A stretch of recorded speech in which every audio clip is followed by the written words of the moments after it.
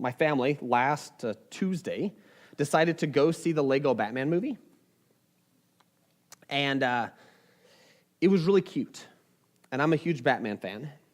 And I'm pretty sure the movie made me motion sick afterwards because I had a giant headache and I couldn't eat. I'm like falling apart here at the age of 32. And it says in the movie though, so it's really fun. So with superheroes, have you guys ever seen their costumes? They're really goofy. I mean, who decided that Superman should wear tights? I mean, if I were Superman, I would not wear tights. Okay? Or Batman, okay? And so there's when you watch, they paraded all these characters, like they had Condiment Man there and Calendar Person and all these Batman villains and all these superheroes, and they paraded them. It was really funny because you look at all of them and they all share some similarities. Like all the good guys, they always have a logo on their thing. It doesn't really matter what. S, Bat, Zapping Lightning Bolt, S, it doesn't really matter. There's always something that connects, and they always wear tights, and they always have the little funny utility belts, or whatever they call them. And you have those, and then you also have these similar traits of the supervillains. They always have this really sad back history, and they're all insane for some reason. And so you always have these similar traits. So superheroes, they're all tough. They somehow, all of them have access to massive amounts of money/abilities. They all wear ridiculously uncomfortable uniforms. Many have secret identities, insane in courage, and somehow a lot of luck. And the laws of nature pretty much have no power over them in any way whatsoever. Well, this got me thinking, though. As I'm watching this and I'm watching the similarities and the characteristics of these superheroes all performed in Lego fashion, I got me thinking, I'm like, well, especially in light of what we're studying here today, what are characteristics that all Christians should share? Are there characteristics that all Christians should share? And if someone was looking from the out and watching us in a movie, First Baptist Church of Legoness or something, are there similarities that they could pick out about our body, about our congregation that we all seem to share? Yes, we're all quirky. Yes, we're all borderline insane. Don't tell me you're not, okay? I'm your pastor. I'm insane, and you guys called me. See? Insanity feeds on one another, okay? So we all have that, but what are some characteristics that we share, or that we should share? And Peter tries to answer these questions. Are there characteristics that all Christian exiles should possess while living in a foreign land? And we have moved on to 1 Peter chapter 1, verse 13. He says, therefore, preparing your minds for action and being sober-minded, set your hope fully on the grace that will be brought to you at the revelation of Jesus Christ. As obedient children, do not be conformed to the passions of your former ignorance, but as he who called you is holy, you also be holy in all your conduct. Since it is written, you shall be holy, for I am holy. And if you call on him as Father, who judges impartially, according to each one's deeds, conduct yourselves with fear throughout the time of your exile, knowing that you were ransomed from the futile ways inherited from your forefathers, not with perishable things such as silver or gold, but with the precious blood of Christ, like that of a lamb without blemish or spot. So as we keep going, we gotta remind ourselves, okay, first, what is an exile?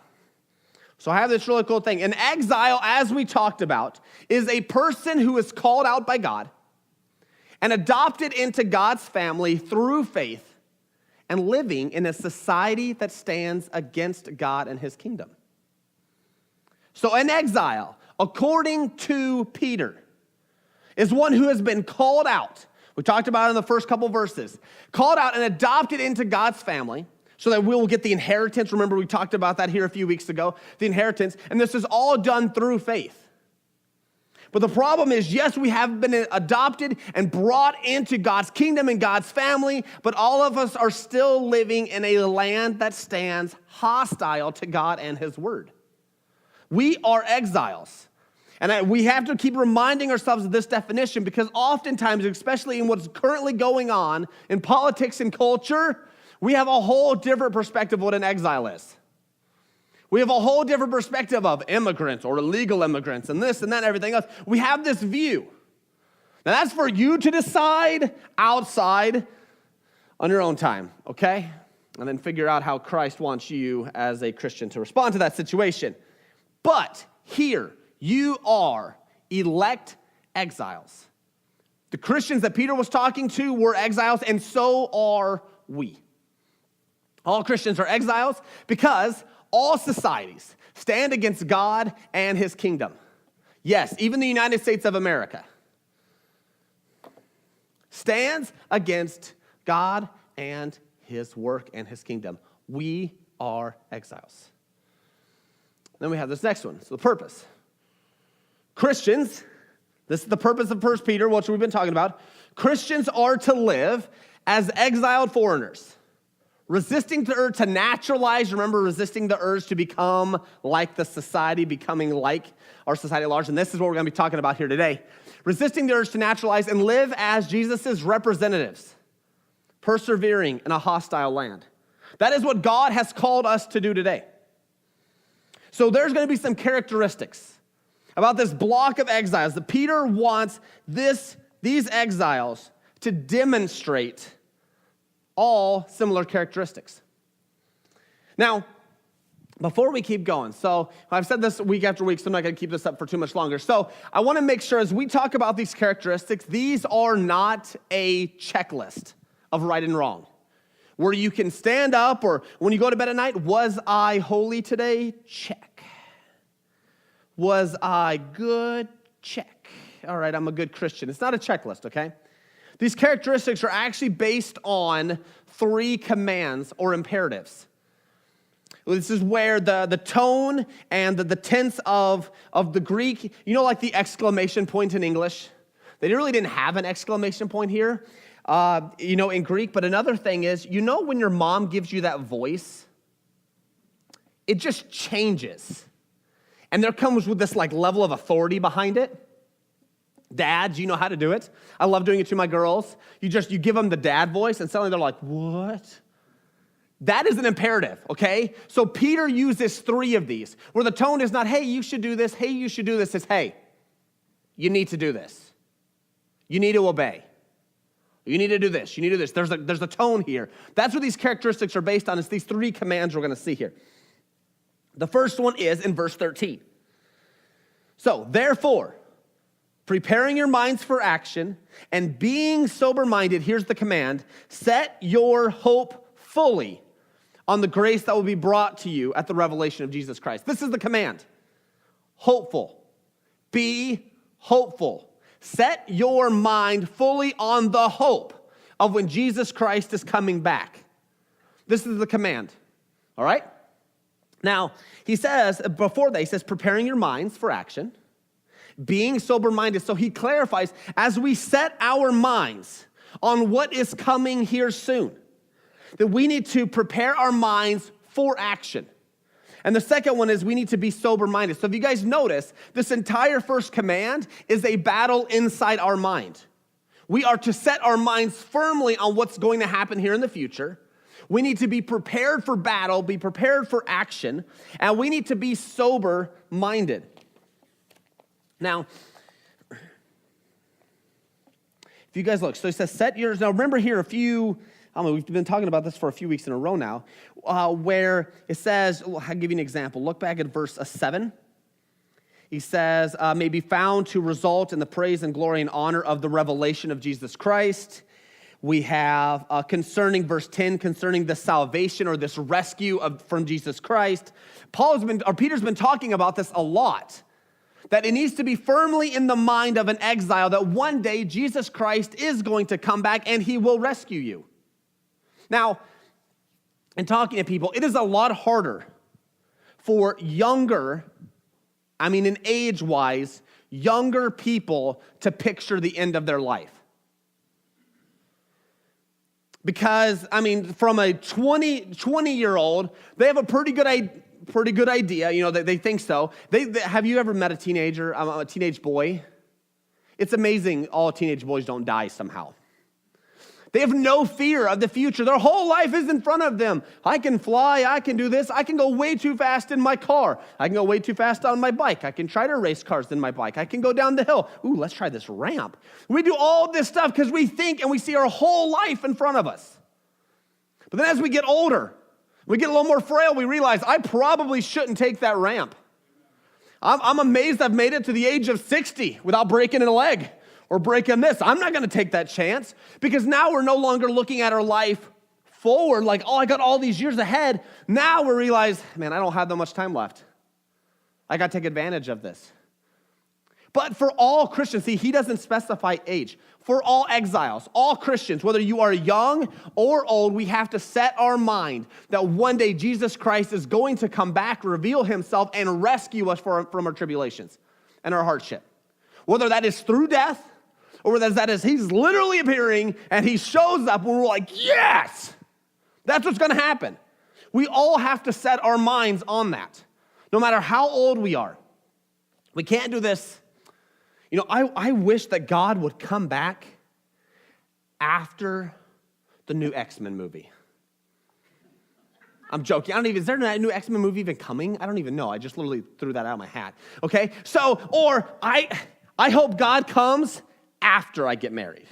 I'm sorry, when Jesus Christ comes, your marriage is cool and all, it's going to completely blow it away. Sorry, Rachel. It's just, it's reality. Jesus Christ is better than your husband. Right? All right. And Jesus Christ is better than your wife. But not by much. Okay?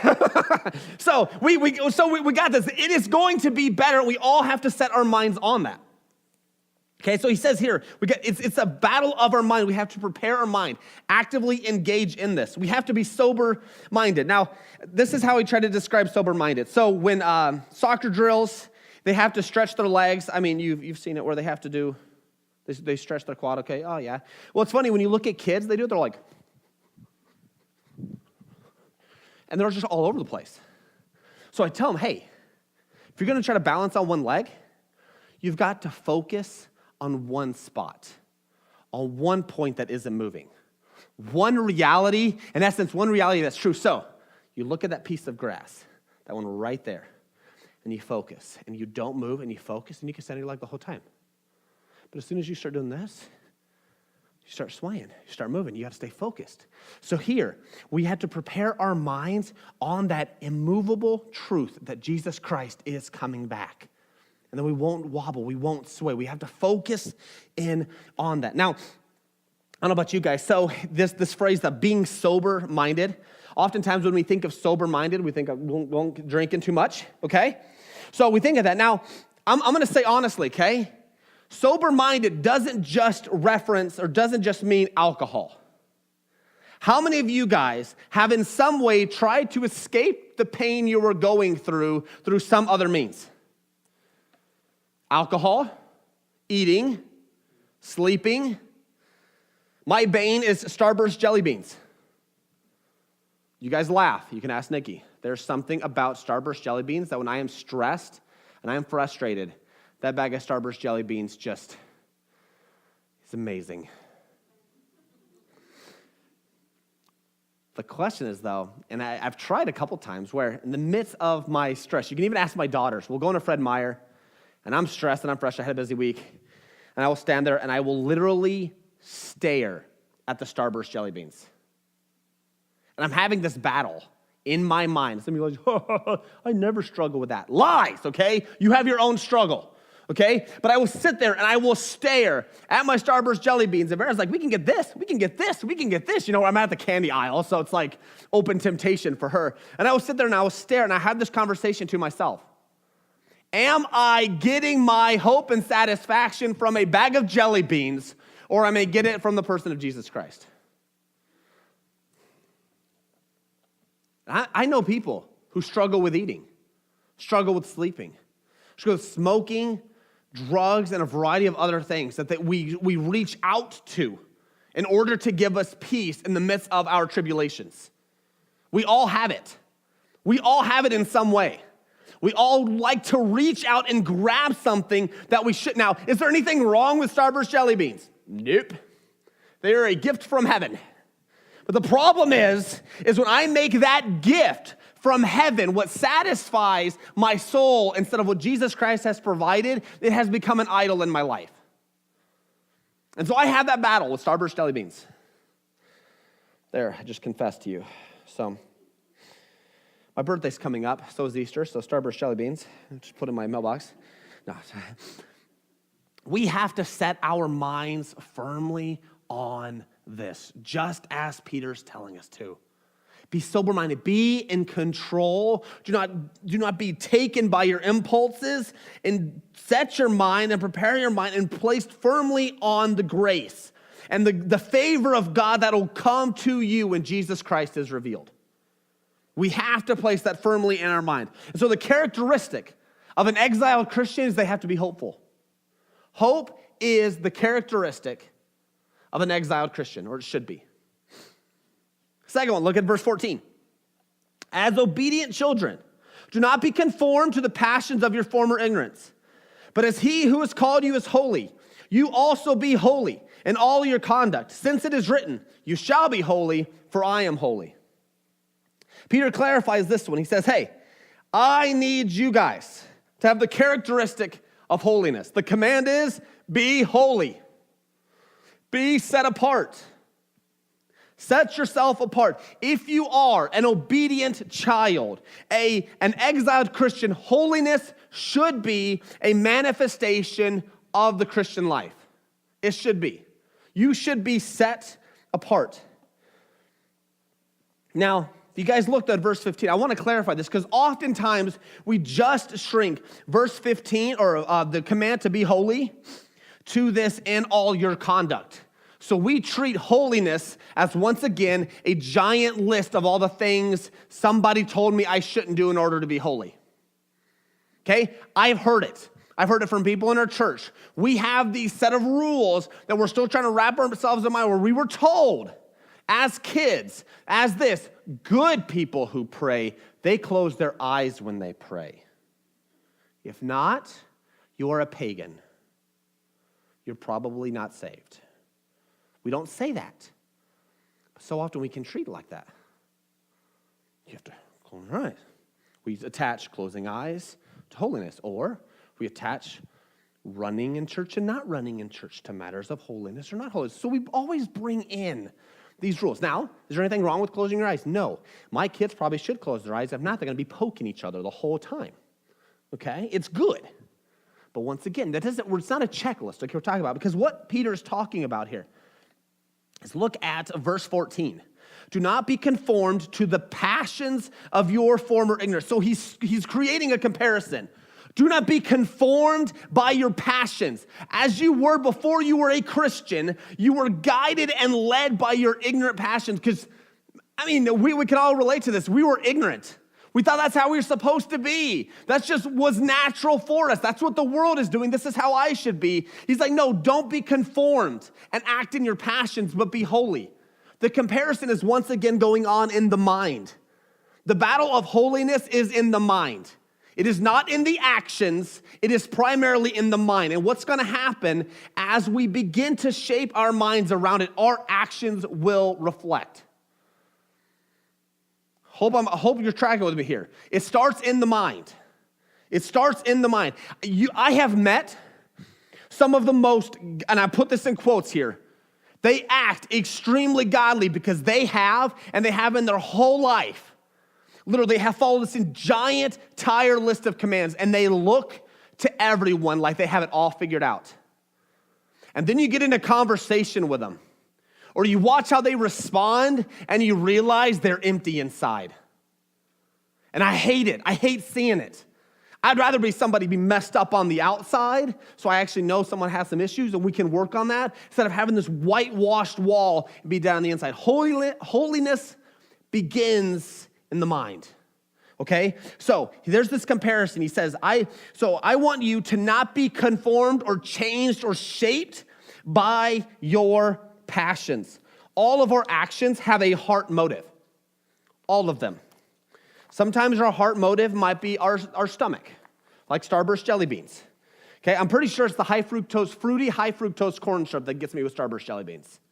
It just does something. Like, it's just, But oftentimes, in regards to our actions as Christians, we can really, if we just stop and think about it for a little bit. Oftentimes, when it comes to an exile, we can attach our reaction to that of safety. I feel safe in this. So that is, I'm going to fight very hard to keep this. I seek to be safe at work, so I never mention that I'm a Christian or try to share my faith. Do you struggle with that? Or I like being quieter and non-confrontational. So that makes me comfortable. So I won't leave this inappropriate conversation. We'll stay in there, okay? We'll stay in there because, it's who I am. It's how I am, okay?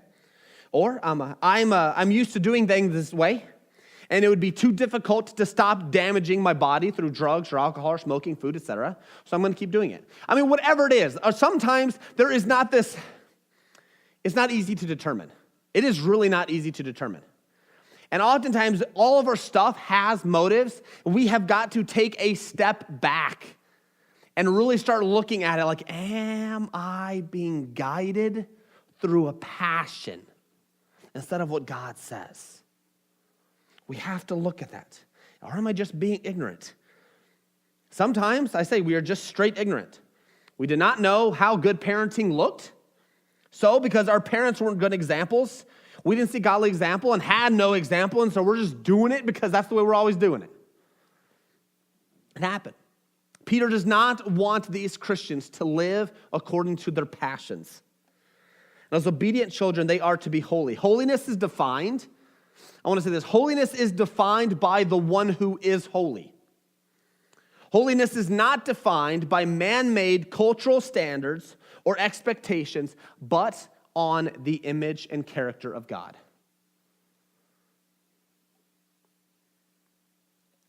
Love is defined by Jesus Christ. It is not defined by the world. What this does is this will put you at odds with every political party. This will put you at odds with every side of the social spectrum. You actually will find out as you reflect the character of God more and more and more and more, you actually find that more people will stand against you. And it just sort of happens by accident. Because you're loving, you're merciful, you're graceful. You're walking like you should. Holiness will pull you away, and you will stand as an exile in a foreign land. It's awesome, and it's slightly scary too. Now he says, so what this is a reference is, Peter likes to use the Old Testament references. And so as you guys look at verse, but as he who calls holy, be holy, says, since it is written, okay, verse 16, since it is written, you shall be holy, for I am holy. This is a reference to Leviticus 11, 44 through 45. And I'll read it for you. I'll write it down if you want. But here in Leviticus 11, 44 through 45, it says, for I am the Lord your God. Consecrate yourselves, therefore, and be holy, for I am holy. You shall not defile yourself with any swarming thing that crawls on the ground. For I am the Lord who brought you up out of the land of Egypt to your God. You shall therefore be holy, for I am holy. So in reference to this, talking about holiness, he's actually talking about food laws, defiling yourself.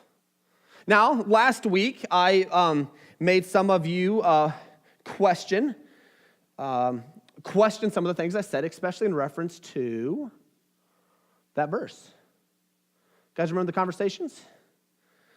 So I got some of you thinking about this. Now, I'm going to be able to explain this a little bit more.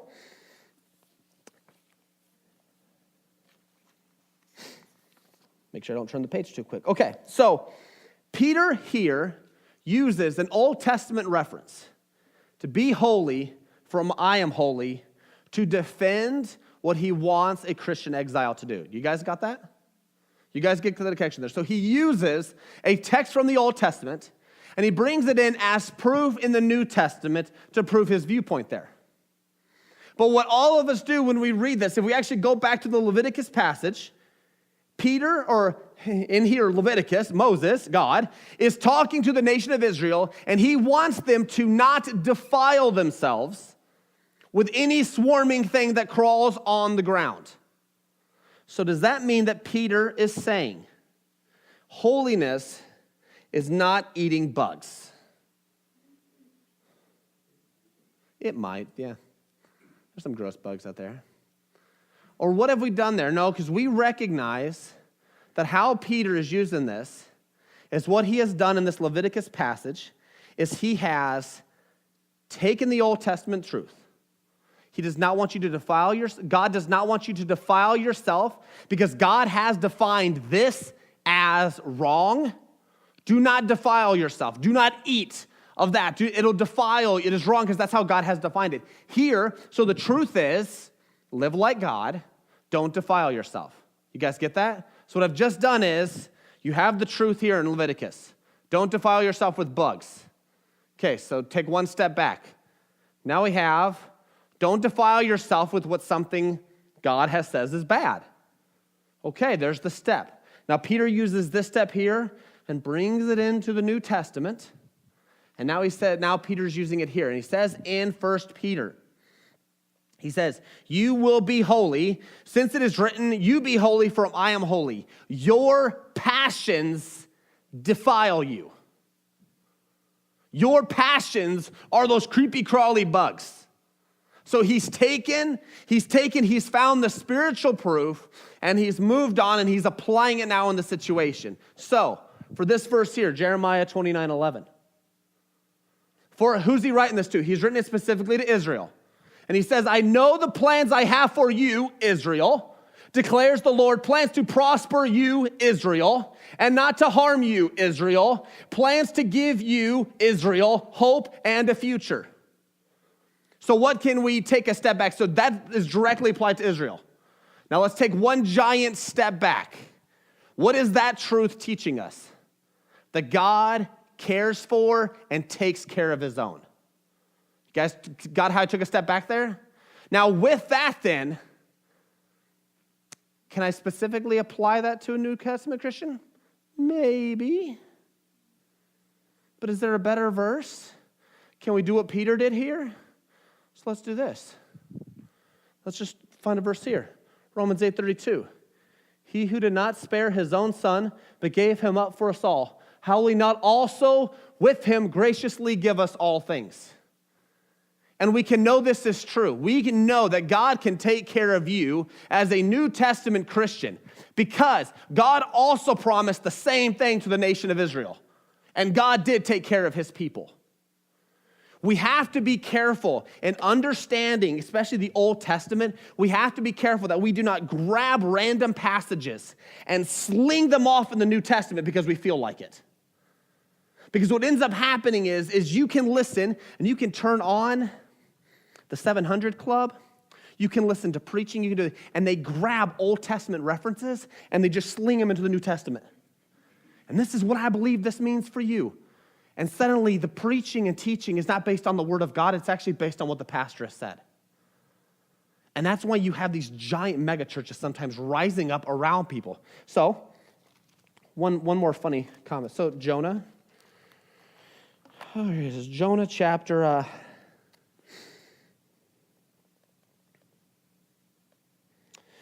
Jonah chapter 3, verse 1 through 4. Then the word of the Lord came to Jonah the second time, saying, Arise, go to Nineveh, that great city, and call it out against the message that I tell you. So Jonah rose, went to Nineveh, according to the word of the Lord. Now Nineveh was an exceedingly great city, 3 days' journey in breadth. Jonah began to go into the city, going a day's journey, and he called out, Yet 40 days, and Nineveh shall be overthrown. Why can't I apply that to a New Testament Christian? Because we logically and hermeneutically take one giant step back and we look at what's going on. Nineveh was a big city. God cared about Nineveh. God sent Jonah into Nineveh to rescue Nineveh. I cannot say, nor should I, the town of Tumwater is Nineveh. And in 40 days, we'll be overthrown. Because thus says the Lord in a passage in Jonah. we all take the logical hermeneutical step back, and we have to be consistent with it.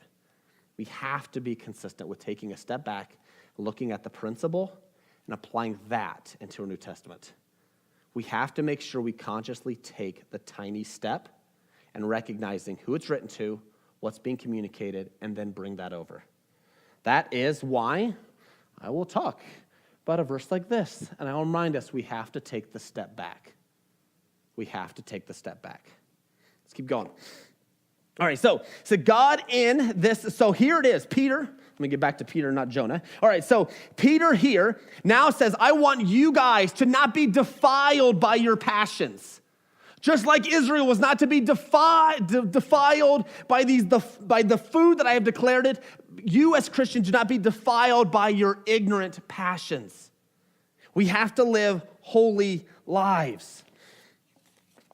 A way to build on this is the passage I read today about, whatsoever things are true, whatsoever things are just, whatsoever things are lovely. Think on these things. The battle begins in the mind. We have to recognize, why am I desiring to do such and such? What is my passion here? It cannot be ignorant. We have to think through this. As he says in as Paul says in Ephesians chapter 4, now this I say and testify in the Lord, that you must no longer walk as the Gentiles do in the futility of their minds. Because this is how we were before Christ. They are darkened in their understanding, alienated from the life of God because of their ignorance that is in them. Due to their hardness of heart, they have become callous and have given themselves up to sensuality, greedy, to every practice of every kind of impurity. That is not the way you learned Christ. We are to put off, verse 22, our old self, which belongs to the former manner of life and is corrupt through deceitful desires. But be renewed in the spirit of your minds, and to put on the new self, created after the likeness of God in true righteousness and holiness. We have to keep looking at Jesus Christ and keep looking and asking ourselves and comparing our lives and our passions and our thoughts. Am I getting and am I fully satisfied in what God through Jesus Christ has given to me? Let's keep going. Verse 17. And if you call on him as Father who judges impartially, according to each one's deeds, conduct yourselves with fear throughout the entire time of your exile, knowing that you were ransomed from your futile ways, inherited from your forefathers, now with perishable things, such as silver or gold. Now I want to stop here. Have you guys noticed how Peter refers to the old life? He was ignorant passions, futile ways. Peter has a very bad view of how we were before Jesus, and so should we. It says, you were not ransomed with silver or gold, but with the precious blood of Christ, like that of a lamb without blemish or spot. And this last command is to, where is the verse? No, you ransom from your futile ways. Oh, wow, I just went blank. Father, partially conduct. Yes, there it is. Conduct yourselves with fear throughout the time. That's the command. Conduct yourselves with fear. Now, does this mean we walk around scared of everything? No. As a custodian, I highly respected and valued my two bosses. The head of custodial services, his name was Mark. He was also a deacon at my church. And the principal of the elementary school named Connie. They weren't authoritative, in your faces, type of bosses, but they carried with themselves a level of reliability and purpose. So when they judged your work, you listened. You knew who ultimately was the boss. You knew that they said, hey, I need you to step into my office. You're like, oh man, what did I not dust? What did I do? And then they tell you, oh, hey, just need your help next week. Oh, okay. Whew. There was a level of fear there. There's a level of respect. And it's not like they would fire me in a nanosecond, but there was that level of authority and fear that I knew I was working for them. I was not my own loose cannon as a custodian. I worked for them. And their judgment mattered to me. When we think of fear, see, God, who? He judges all things impartially. He is the standard of right and wrong. It's easy. Does this measure up to my standard? Yes or no? He judges impartially. It is across the board.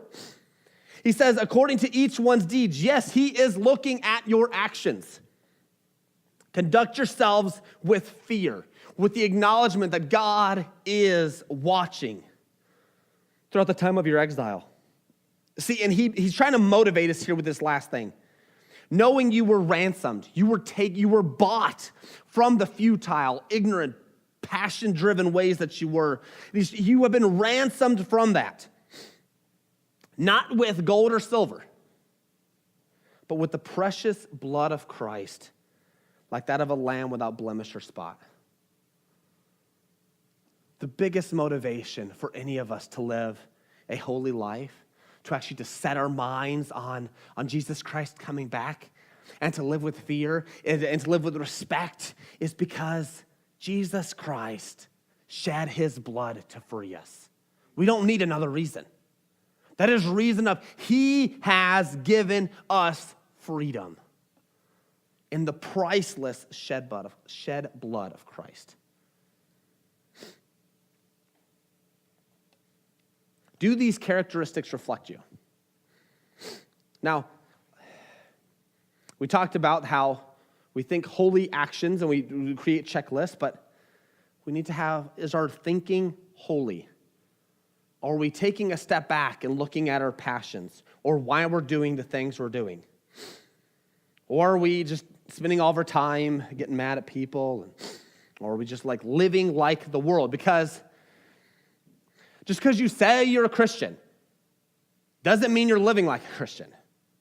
You guys have seen people like that in your own lives. It's probably reflected that at times where deep down, you're just going with the flow, but deep down, you are mad, you are ticked off, you have a passion for vengeance and hatred against people. That is a passion of the world.